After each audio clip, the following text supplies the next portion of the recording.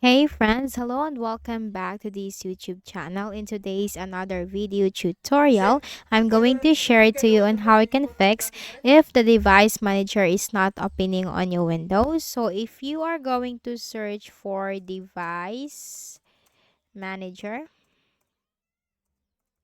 and you click on it and this is not working, then here's what we can do. So first is go ahead in the Windows search bar and type CMD. Now click on Run as Administrator.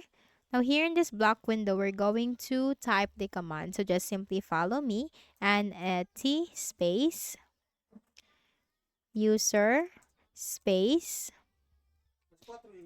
administrator space forward slash active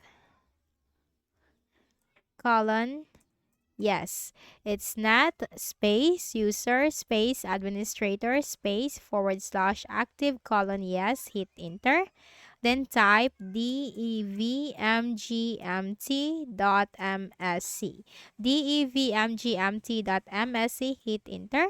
And the device manager will open for you. So you can now access into the device manager window. Now for the next method is go ahead in the Windows search bar, type sysdm.cpl, control panel item, simply click on that.